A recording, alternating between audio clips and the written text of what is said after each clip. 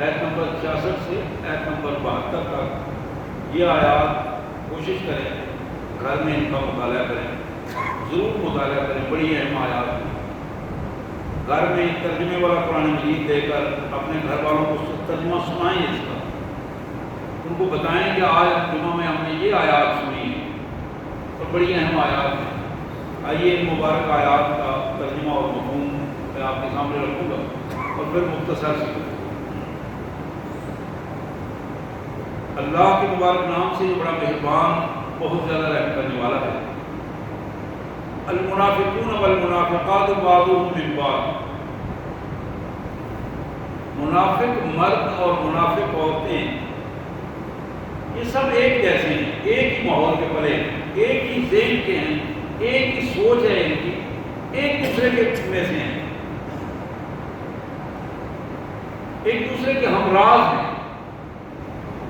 یامرون بالمنکر وینہون عن المعروف ویقبضون ایدیہم، ان کا بنیادی مشن یہ ہے، کام یہ ہے کہ یہ لوگوں کو برائی کی طرف لے کر جاتے ہیں۔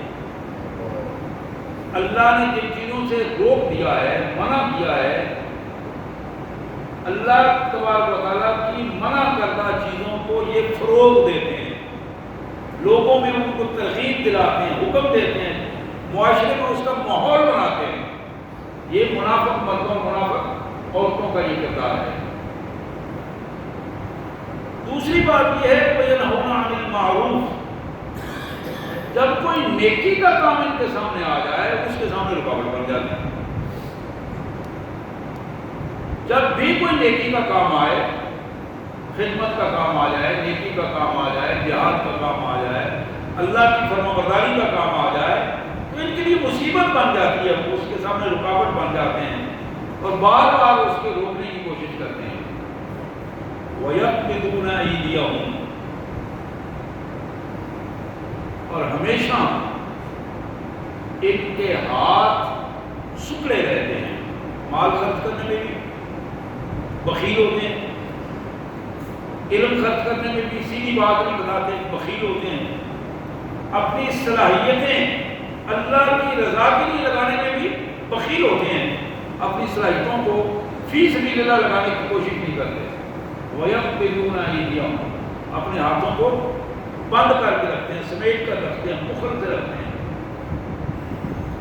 نسوا اللہ فنسیہم، یہ ایسی قوم ہے، یہ ایسے لوگ ہیں، انہوں نے اللہ کو بلایا ہے، اللہ نے ان کو ریکارڈ سے محو کر دیا ہے، ختم کر دیا ہے۔ اللہ نے اپنے رحمت والے بندوں کے ریکارڈ سے ان کا نام ختم کر دیا ہے۔ فنسیہم، اللہ نے ان کو بلا دیا ہے۔ ان المنافقین هم الفاسقون، اس لیے یہ جو منافق لوگ ہیں اللہ فرماتے ہیں کہ یہ وہ ظالم ہیں جو کھلے بدماش ہیں، برائی کرتے ہیں اور برائی پہ اڑ جاتے ہیں، برائی اللہ کی نافرمانیاں کرتے ہیں اور پھر جسارت کرتے ہیں۔ ہمارا کیا بگڑے گا؟ کون بگاڑے گا؟ اللہ کی نافرمانیاں کر کے اس پر اڑ جانا، جسارت کا مظاہرہ کرنا، یہ فاسقین کا کام ہے۔ اور یہ منافق، اللہ نے ان المنافقین هم الفاسقون، یہ منافق ہی اصل میں کھلے بدماش ہیں، اللہ کی نافرمانیوں میں یہی جسارتیں کرتے ہیں۔ اللہ فرماتے ہیں وعد اللہ المنافقین والمنافقات والکفار، منافق مرد اور منافق عورتیں اور سارے کافر، ان سے اللہ نے ان کے بارے میں پکا فیصلہ کر دیا، وعدہ کیا ہے ان سے، فیصلہ کر دیا کہ ایسے ہی ہوگا۔ کیا ہے؟ نار جہنم، بھڑکتی ہوئی آگ ان کا انتظار کر رہی ہے، بھڑکتی ہوئی آگ ان کا انتظار کر رہی ہے، خالدین فیہا، جس میں ہمیشہ رہیں گے، وہاں سے نکلیں گے نہیں۔ ہی حسبہم، ہی حسبہم، وہ آگ ان کے لیے کافی ہے، ان کے ایک ایک جرم کا بدلہ وہ ایک آگ فراہم کرے گی، جو جو سزا ان کو دینی ہے اللہ نے، ہی حسبہم، وہ جہنم وہ ساری سزائیں ان کو دے گی، وہاں مارا بھی جائے گا، وہاں کھولتے ہوئے پانی میں بھی ڈالا جائے گا، وہاں زنجیروں میں جکڑا بھی جائے گا، ایک ایک سزا ان کو دی جائے گی، ہی حسبہم، وہ جہنم ان کے لیے سزا کے لیے کافی ہے۔ وَلَعَنَهُمُ اللَّهُ، ان منافق مردوں، عورتوں منافق اور ان کافروں پر اللہ نے اپنی لعنت کی ہے، وَلَعَنَهُمُ اللَّهُ، اللہ نے ان پر لعنت کی ہے، اللہ نے ان کو اپنی رحمت سے دور کر دیا ہے۔ وَلَهُمْ عَذَابٌ مُقِيمٌ، اور ان کے لیے عذاب ہے قائم رہنے والا ہے، جو ذرہ برابر بھی وقفہ نہیں دے گا، بلا کسی وقفے کے عذاب ان کے لیے مسلسل رہے گا۔ حضرات، ان دو آیات کے بعد یہ جو اگلی تیسری آیت ہے، اس کو ذرا سنیے اللہ تعالیٰ کیا فرماتے ہیں، تو بڑی اہم بات ہے۔ کالذین من قبلکم کانوا اشد منکم قوۃ واکثر اموالا واولادا، منافقوں کو اللہ خطاب کر کے فرماتے ہیں تمہاری مثال اس طرح ہے، تو تم ذرا غور کرو نا، ہم نے تم سے پہلے لوگوں کو مال بھی زیادہ دیا تھا، دولت بھی زیادہ دی تھی، اولاد بھی زیادہ دی تھی، اسٹیٹس بھی زیادہ دیا تھا۔ کانوا اشد منکم قوۃ واکثر اموالا واولادا،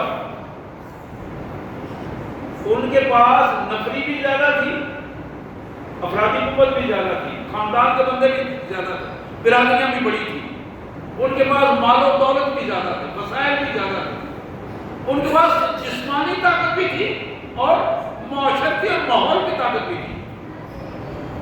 آج کے لوگوں سے اللہ سے زیادہ ہم نے ان کو دیا۔ فَاسْتَمْتَعُوا بِخَلَاقِهِمْ، انہوں نے جتنی ان کو مہلت دی بڑے مزے اڑائے، تھوڑی مہلت ملی اس میں وہ چڑے اڑائے، تو دل کیا شیطان کے نمونے بنے رہے وہ۔ اللہ فرماتے ہیں فَاسْتَمْتَعْتُمْ بِخَلَاقِكُمْ، وقت تمہارے لیے بھی تھوڑا ہے، تم بھی چند دن عیاشی کرو انہی کی طرح، اسی طرح تم چڑے اڑاؤ، اسی طرح مزے لوٹو، معاملہ بالکل تھوڑا ہے، موت تمہارے سر پہ ہے۔ كَمَا اسْتَمْتَعَ الَّذِينَ مِن قَبْلِكُمْ بِخَلَاقِهِمْ، بالکل اس طرح جس طرح کہ پہلی قوموں کے لوگوں نے، منافقوں نے، کافروں نے بظاہر اپنی زندگی کو انجوائے کیا۔ لفظ انجوائے استعمال کرتے ہیں نا، ہم انجوائے کر رہے ہیں، اللہ فرماتے ہیں انجوائے کرو، تم انجوائے کرو، اور ہم نے جو نہ آگ بھڑکائی ہوئی ہے وہ تمہارا انتظار کر رہی ہے۔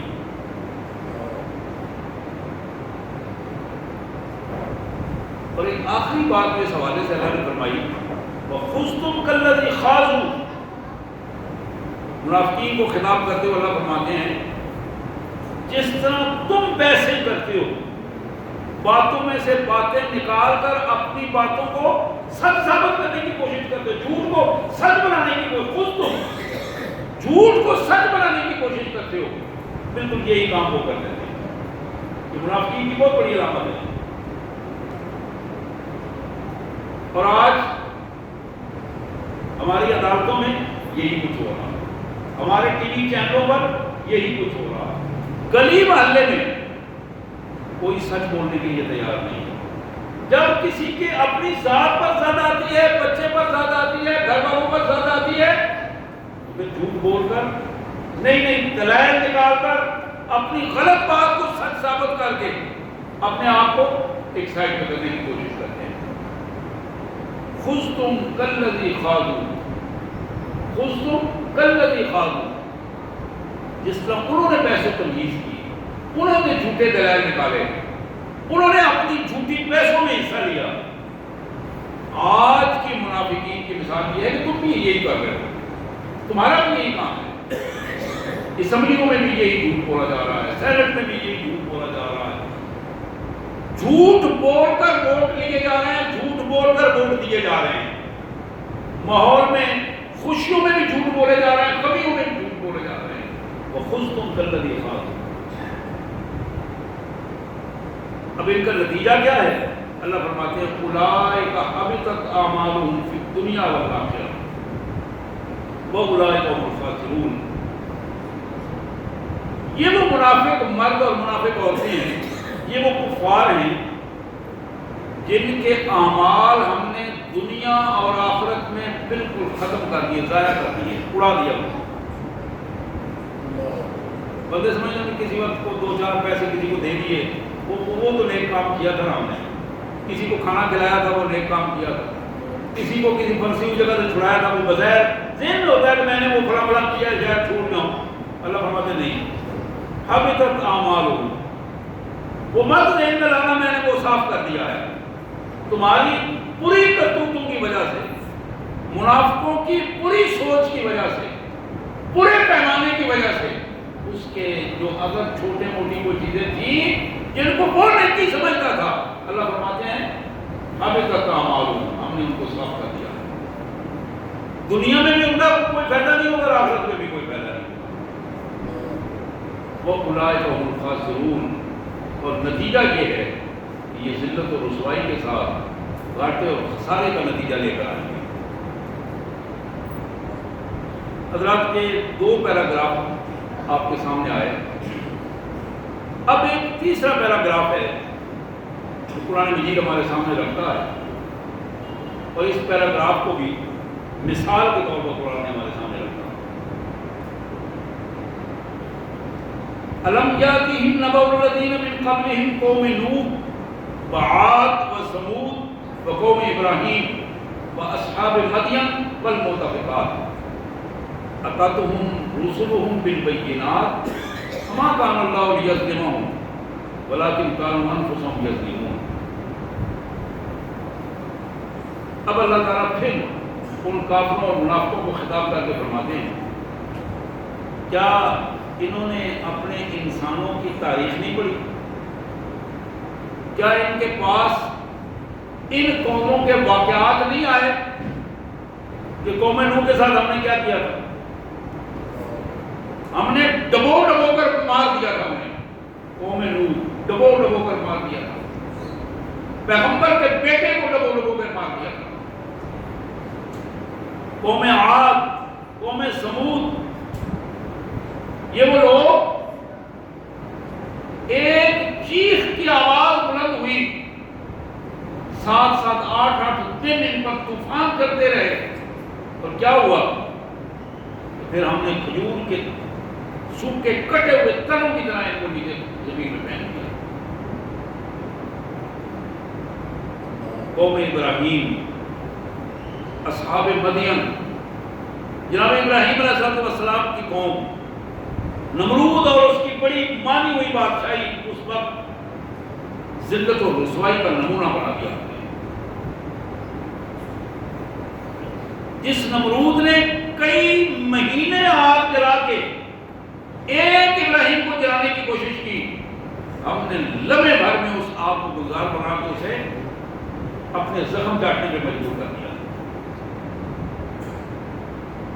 اور پھر فرمایا اصحاب مدین، یہ جو منڈیوں میں بیٹھے ہوئے لوگ، مدین وہ جگہ تھی جہاں بہت بڑی انٹرنیشنل منڈیاں تھیں، قوم شعیب کے لوگ تھے یہ علیہ السلام، اور بے ایمانی کرتے تھے، لینے دینے کے پیمانے اور تھے، کاروبار میں جھوٹ بولتے تھے، کاروبار میں جھوٹ بولتے تھے، دینے کی چیز اور انداز میں، لینے کی جو اور انداز میں. اور پھر جب اصحاب مدین پہ عذاب آیا تو اللہ فرماتے ہیں ان کو نہیں پتا، یہ بھولے ہوئے ہیں، وہ بستیاں بھی موجود ہیں، وہ جگہ بھی موجود ہے، وہ آثار بھی موجود ہیں ان کے سامنے. جائیں جا کر وزٹ کریں، دیکھیں. والمؤتفقات، وہ بستیاں بھی موجود ہیں جنہیں ہم نے اپنے حکم سے زمین سے اٹھا کر الٹا کر کے زمین پر پٹک دیا، پٹک کے رکھ دیا. ان کی بھی تاریخیں پڑھنی چاہیے. ہوا کیا؟ اتتہم رسلہم بالبینات، ہمارے رسول ہمارے انبیاء کرام ان کے پاس آئے، اللہ فرماتے ہیں میرا پیغام لے کر آئے، ایسا پیغام، ایسے دلائل جن کا ان کے پاس کوئی جواب نہیں تھا، بین کوئی جواب نہیں تھا، اور جواب نہ ہونے کی وجہ سے انہوں نے ان کی بات بھی نہیں مانی، ان کو جھٹلانے کی بھی کوشش کی، اور نتیجہ کیا نکلا؟ نتیجہ یہ نکلا فما کان اللہ لیظلمہم ولکن کانوا انفسہم یظلمون، اللہ نے ان کی گرفت کر کے، انہیں سزا دے کے ان پر ظلم نہیں کیا، بلکہ حقیقت یہ ہے کہ ان ظالموں نے خود اپنے آپ کو ظالم ثابت کر دیا ہے۔ حضرات، یہ جن قوموں کی بات ہمارے سامنے ہوئی ہے، پوری سنجیدگی کے ساتھ ہم اگر جائزہ لیں تو کیا قوم نوح والی کہانیاں ہمارے اندر موجود نہیں؟ قوم نوح کیا کرتی تھی؟ شخصیت پرستی تھی، وہاں بڑے بڑے بت بنائے ہوئے تھے۔ سورہ نوح کے آخر میں ان کا ذکر آیا، اللہ تعالیٰ نے پورے بتوں کا، 5 بتوں کا ذکر کیا۔ کیا آج ہم نے اپنی ذات کے بت نہیں بنائے ہوئے، برادری کو بت نہیں بنایا ہوا، قبروں کو بتوں کی طرح پوج رہے ہیں، انسانوں کو، اپنے سیاسی لیڈروں کو بتوں کی طرح پوج رہے ہیں؟ کیا یہ بت نہیں ہے؟ وہی قوم نوح کا کردار ہے۔ اگر قوم نوح پر پانی کا اس طرح عذاب آ سکتا ہے، انہیں ڈبو ڈبو کر مارا جا سکتا ہے، تو میرے پیارے بھائیوں، آج کے منافقین کو بھی، منافق مردوں اور عورتوں کو بھی اسی کیفیت میں اللہ تعالیٰ کر سکتا ہے۔ وقت تبدیل نہیں ہوا، وقت وہی ہے، قانون تبدیل نہیں ہوا، قانون بھی وہی ہے، لیکن کائنات کے مالک کی یہ مہربانی ہے کہ وہ وقت پہ وقت دیتا چلا جاتا ہے، حوصلہ دیتا ہے، وقت دیتا ہے، مہلت دیتا ہے، بار بار مہلت دیتا ہے۔ اور امت محمد کو صلی اللہ علیہ وسلم کو یہ مہلت اس لیے بھی دی ہے، محمد کریم صلی اللہ علیہ وسلم نے رو رو کر دعا کی تھی، یا اللہ میری امت کے چہرے مسخ نہ کرنا، میری امت کو ایسا دنیا میں عذاب نہ دینا کہ ان کے چہرے مسخ ہو جائیں، یا اللہ میری امت کو ایسا عذاب نہ دینا کہ وہ زمین میں پھنس جائیں اور ان کی پوری پوری آبادیاں ختم ہو جائیں۔ یہ رسول اللہ صلی اللہ علیہ وسلم کی دعا ہے، اور اللہ نے اپنے حبیب کو فرمایا تھا کہ میرے حبیب، ہم نے آپ کی یہ دعا منظور کی ہے، دنیا میں ہم آپ کی امت کو من حیث الامت نہ غرق کریں گے، نہ ان کے چہرے خراب کریں گے، لیکن امت ان پہلے والی امتوں کی کرتوتیں ان میں اسی طرح موجود ہیں۔ اور اللہ، قوم عاد اور قوم سمود کی کرتوتیں، بڑے بڑے بت بنائے ہوئے، بدماشیاں، بے حیائیاں، کیا وہ وہی چیزیں ہمارے گلی محلے میں، ماحول میں وہ چیزیں نظر نہیں آتی؟ اسی طرح میں بتا رہا تھا، منڈیوں میں، ہمارے کاروباری اداروں میں، پورے شہروں میں، پوری منڈی میں، اگر ایک آدمی جانبدار ہے تو پوری منڈی میں وہ مشہور ہے، یا وہ فلاں بندہ جو ہے وہ درست طریقے سے لیتا ہے اور درست طریقے سے دیتا ہے، یعنی بالکل ایسے جیسے کوئی انہونی بات ہے۔ جہاں 500 دکانیں ہیں، 500 دکانوں میں 1-2 افراد میں وہ معروف ہیں اور باقی سارے افراد اسی انداز میں چل رہے ہیں۔ اسی طرح بازاروں میں بھی یہی چیز موجود ہے۔ حضرات، یہ وہ پہلو ہے جس کو قرآن مجید ہمارے سامنے رکھتا ہے۔ اللہ نے فرمایا کہ تمہیں اس دنیا میں رہتے ہوئے اچھا انسان وہ ہے جو اپنی تاریخ کا مطالعہ کرتا رہے، انسانوں کی تاریخ کا مطالعہ کرتا رہے، اسے معلوم ہو کہ عروب میں بسنے والے لوگ، عروب کی بڑے بڑے لوگ جو اس دنیا سے رخصت ہو گئے ہیں، ان کی زندگی کی کیفیات کیا ہے۔ یہ اپنی تاریخ ہے، فلاں آدمی اس دنیا سے رخصت ہوا، اس کی کیفیت کیا تھی، اس کی زندگی کیسے گزری، فلاں آدمی رخصت ہوا، اس کی زندگی کیسے گزری۔ اپنے فیملی کے رشتہ داروں میں دیکھیں، میرے آبا و اجداد کس انداز میں اس دنیا سے رخصت ہوئے، اور آج میں کس انداز میں جا رہا ہوں. تو جانا تو ہے کل، میں نے جانا ہے، آپ نے جانا ہے، سب نے جانا ہے. یہاں قرآن ہمیں یہ دعوت دیتا ہے کہ تم آؤ اور اس پر غور کرو. ایسا نہ ہو کہ تمہارے باپ دادا جس دلدل میں گرے تھے اس دلدل میں گرتے ہوئے آج تم بھی اسی دلدل میں گر کر اپنے آپ کو ذلت اور رسوائی کا نمونہ بنا دو. آج وقت ہے اپنے آپ کو سنوارنے کا، اور سنوارنے کی سمجھنے کا صرف ایک ہی نسخہ ہے، اور وہ نسخہ اللہ کا قرآن ہے، جس کی تشریح محمد رسول اللہ صلی اللہ علیہ وسلم کی حدیث کرتی ہے. جو شخص اس قرآن کے ساتھ آج وابستہ ہو جاتا ہے، آپ یقین کریں وہ نہ بریلوی رہتا ہے، نہ دیوبندی رہتا ہے، نہ اہل حدیث رہتا ہے، نہ شیعہ رہتا ہے. وہ کیا ہوتا ہے؟ وہ مسلمان ہے، وہ مسلم ہے، مسلم ہے. یہ قرآن کا اعجاز ہے کہ قرآن اسے صحیح عقیدہ عطا کرتا ہے، توحید کا عقیدہ صحیح دیتا ہے، رسالت کا عقیدہ صحیح دیتا ہے، اور آخرت کا عقیدہ صحیح دیتا ہے. اس ذلت و رسوائی سے دنیا میں ہے اور آخرت میں ہے، اس سے بچنے کے لیے لازم ہے کہ ہم اپنے آپ کو قرآن سے وابستہ کریں. اور ہمارے پاس قرآن پڑھنے کا وقت نہیں ہے. اس دور میں جب ہم بڑا قرآن سے محبت کا اظہار کرنے کی کوشش کرتے ہیں تو پھر اپنے موبائل سے لے کر گھر میں اونچی آواز سے لگا دیتے ہیں، ٹی وی پہ جو روزانہ لگتا ہے اس کو عام کر دیتے ہیں. باقی کام ہم موبائل ہمارے ہاتھ میں الگ ہوتا ہے، وہ ہم اپنے کھیل رہے ہوتے ہیں، ادھر آواز قرآن کی آ رہی ہوتی ہے.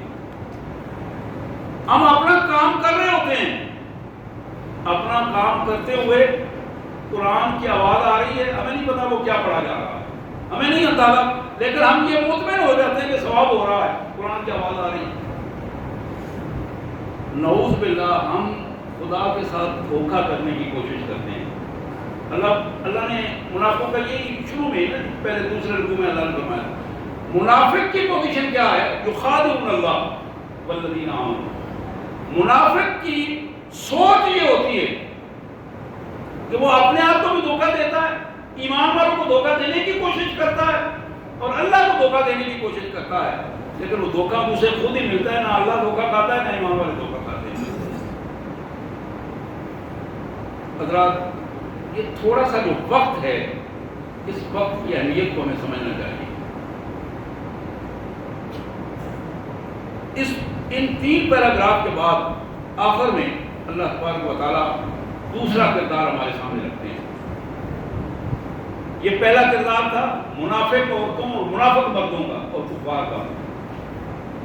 دوسرا کردار ہے ایمان والوں کا. اللہ فرماتے ہیں والمؤمنون والمؤمنات بعضهم اولیاء بعض. سچے ایماندار مرد ہوں عورتیں ہوں، ان کی سوچ ایک ہوتی ہے. سچے ایماندار مردوں اور عورتوں کی سوچ ایک ہوتی ہے، اور وہ یکسو ہوتے ہیں اپنے عقیدے پر، یکسو ہوتے ہیں اپنے عمل پر، یکسو ہوتے ہیں اپنے اچھے کردار پر. وہ سچ بول رہے ہیں تو انہیں غم نہیں ہوتا کہ ہم سچ بول رہے ہیں، انہیں پریشانی نہیں ہوتی سچ بول کر. دیانتدار ہے تو دیانتداری میں پریشانی نہیں ہوتی. وعدے پہ پورا اترنے والے ہیں تو وعدہ خلافی نہ کرنے پر پریشانی نہیں ہوتی. اچھے اخلاق اور اچھے برتاؤ اور اچھے رویے کا اظہار کرتے ہیں تو کسی پریشانی کے بغیر کرتے ہیں.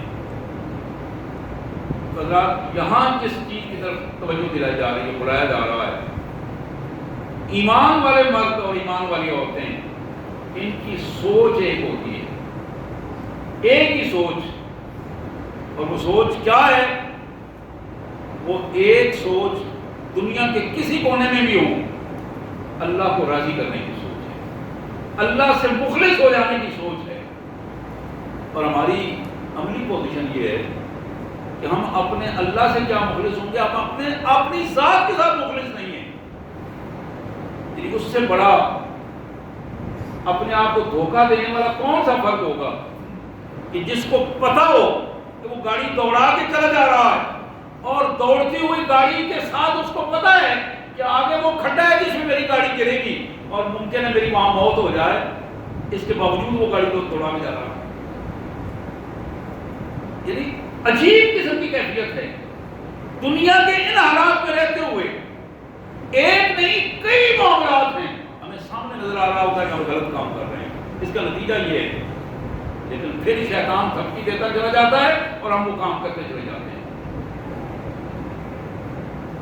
میرے انتہائی واجب الاحترام بھائیوں اور بہنوں، اس پہ ضرور غور کریں، اور بالخصوص میرے جیسے وہ لوگ کہ جن کے بال سفید ہو چکے ہیں. الارم بج رہا ہے، وقت ختم ہو چکا ہے، نہ جانے کس وقت روانگی ہو جائے، کس گلی میں شام ہو جائے. اپنے آپ کو سنبھالو، اپنی سوچ کو درست کرو. سوچ کو اللہ کے لیے، کسی فرد کے لیے نہیں، کسی کو دکھانے کے لیے نہیں. جب سوچ درست ہوتی تھی جنہیں حرام فکری ختم ہو جائے، یعنی بری سوچ ختم ہو جائے، حرام کاری ختم ہو جائے، برا عمل ختم ہو جائے، حرام خوری ختم ہو جائے، حرام کھانا ختم ہو. حرام سوچنا، حرام کھانا اور حرام کا عمل، تین چیزیں جب ختم ہو جائیں تو بندے کا کردار صاف ہو جاتا ہے. بری سوچنا پیدا ہو، حرام کھایا نہ جائے اور اس سے نفرت کی جائے، اور حرام کے حوالے سے کوئی عمل نہ کیا جائے، کوئی بے حیائی اس کے کردار میں نہ آئے. اور یہ اس کی بنیاد جو ہے وہ سوچ ہے. سوچ یعنی انسان کی سوچ اگر حلال ہو جائے، حلال سوچ اللہ کی فرما برداری کا نام ہے. سوچ اگر بدل جائے معاملہ سیدھا ہو جاتا ہے. تو یہاں یہ بتایا گیا کہ ایمان والے مرد اور ایمان والی عورتیں، ان کی سوچ پاک ہوتی ہے. سوچ پاک ہوتی ہے، یکسو ہوتے ہیں، وہ اپنے نظریے پر ڈٹے ہوتے ہیں دنیا کے طوفانوں کے سامنے بھی. اللہ فرماتے ہیں یأمرون بالمعروف وینہون عن المنکر ویقیمون الصلاۃ ویؤتون الزکاۃ ویطیعون اللہ ورسولہ.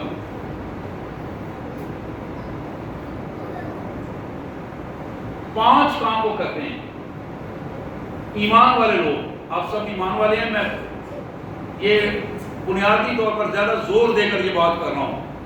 اپنے ایمان کو ٹٹولیے کہ یہ پانچ کام ہم کرتے ہیں کہ نہیں کرتے. منافقوں والے کام بھی پہلے آپ کے سامنے آ گئے. کہیں ایسا تو نہ ہو کہ ہمارا رویہ منافقوں والے کھاتے میں چلا جائے، اور جب منافقوں والے کھاتے میں جائے گا تو پھر اس کا رزلٹ جو ہے وہ بھی آپ نے سنا اور اس کا آپ کے سامنے ہے. اب سوچنے کی بات یہ ہے کہ ہمارا ان پانچ کاموں میں ہمارا کیا کردار ہے. ایمان والوں کے پانچ کام اللہ نے فرمایا. پہلا کام یہ ہے کہ یأمرون بالمعروف، ہمیشہ ان کی زبان، ان کے عمل سے اللہ کی فرما برداری رواج پاتی ہے. اللہ کی فرما برداری کا ماحول بنتا ہے. وہ جہاں بیٹھے ہوں اللہ کی فرما برداری کی بات کرتے ہیں. وہ جہاں گھر میں ہو، باہر میں ہو، کچہری تھانے میں ہو، ڈیوٹی پہ ہو، آرام کر رہے ہو، سفر کر رہے ہو، ان کی سوچ میں منفی رویہ نہیں ہوتا، ہمیشہ مثبت رویہ ہوتا ہے. کسی سے بات کریں گے تو ان کو اللہ کی فرما برداری کی طرف توجہ دلائیں گے. وَيَنْهَوْنَ عَنِ الْمُنْكَرِ، اور ان کی پوری کوشش یہ ہوتی ہے اللہ کی نافرمانیوں سے اپنے آپ کو بھی اور اپنے ماحول کو بھی پاک صاف رکھا جائے. ماحول ایسا کریٹ کیا جائے، ایسا ماحول بنایا جائے کہ جس ماحول میں اللہ کی نافرمانیوں کا سلسلہ رک جائے اور اللہ کی فرما برداری غالب ہو جائے.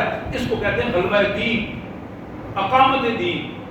دین اسلام کا نظام قائم ہو جائے، یہ وہ بنیادی چیز ہے.